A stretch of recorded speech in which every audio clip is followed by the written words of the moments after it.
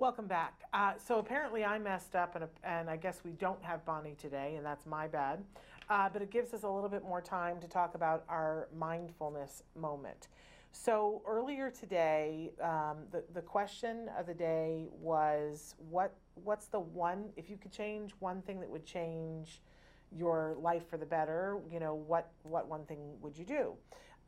And hopefully you guys came up with a myriad of different things, but one of the things that we can do, excuse me, is change the way we think about something or someone, including ourselves. There have been lots of studies done about this, that there is this phenomenon that what you think and what you say to yourself and how you speak to yourself affects how you carry yourself, and it affects what you do. If you've ever seen on Facebook, there's all those different things that you can click on the different videos and watch something. I love to watch all the animal videos, right?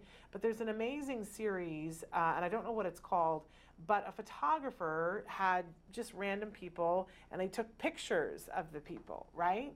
And then, so she'd take the picture first, and then she would say to whoever the person is, you're absolutely beautiful, and then take another picture, and then there's the pictures side by side. It's fascinating because they take the first picture, and these people, they look like people, and then they take the second picture after they just have been told that they're beautiful, and the way their face aligns, they look beautiful. They absolutely do. Everyone looks beautiful in the pictures. And it just goes to show that whatever thought process is going on in our heads has an effect on everything about us, how we carry ourselves, how we hold ourselves, how our features align on our face. Like, you can't in 30 seconds change the features on your face, and yet a smile does, right? And not everybody smiled when they were told they were beautiful. Some people got very introspective, but they look more beautiful.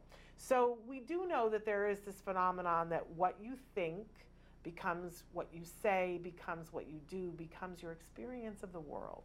So it's important to erase stinking thinking.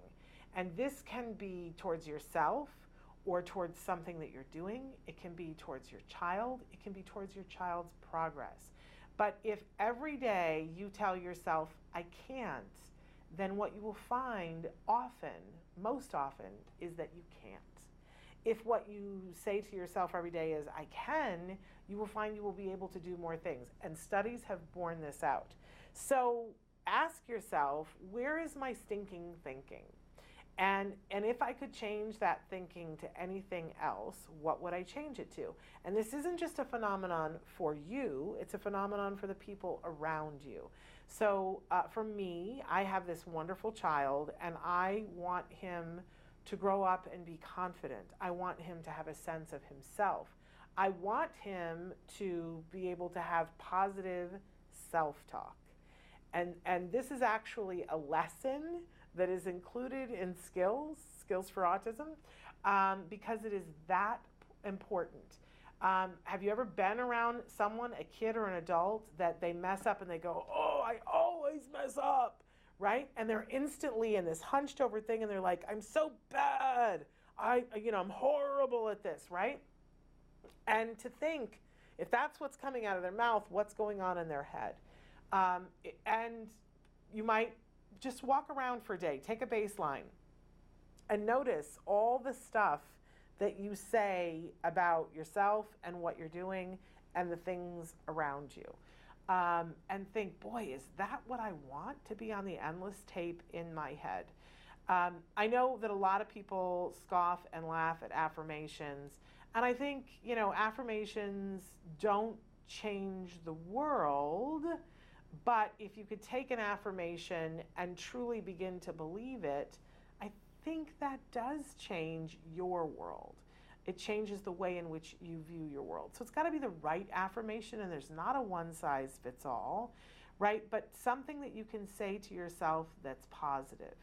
And by the way, we've been talking about this a lot in the last couple of weeks, but we were talking about it yesterday about modeling behavior for your kids, that they are watching us and learning from us. And if they hear us walk around, especially the girls, when they hear their moms talking, self-talking, go, oh, I'm so fat. or I look fat in this, right? They take that on and begin to look at themselves that way, right? And we do this with boys too. It's not just the girls. So important for them to see us modeling behavior. I know it feels weird because none of us want to be bragging on ourselves, right? But it's okay to feel good about things that you do. And it's okay to allow yourself to make mistakes and not berate yourself for it, right? In front of your children. When you do something and go, oh, boy, I didn't get that right, but at least I'm trying. I'm told that we do have Bonnie. So I want to finish this up, but positive self-talk is a form of mindfulness. Bringing yourself to the present and talking to yourself in a way that is positive. And it's best when this is going on in your head all the time, but especially when you're modeling it for your kids, to talk out loud to yourself in a positive way and teach them to do that. Then, you know, watch how the world changes and your perception of the world and everyone else's perception of you changes. It is a fascinating little experiment. Positive self-talk, great way to be mindful in a positive way. All right, should we take a break? Do I need to call Bonnie? What would you like? Bonnie's there. Do we have good enough sound though, Traven, to go right to her? All right, we are going to take a short break so that I can get better sound. Stick with us. We are going to have Bonnie Yates, and just coming up in a minute. Stick with it.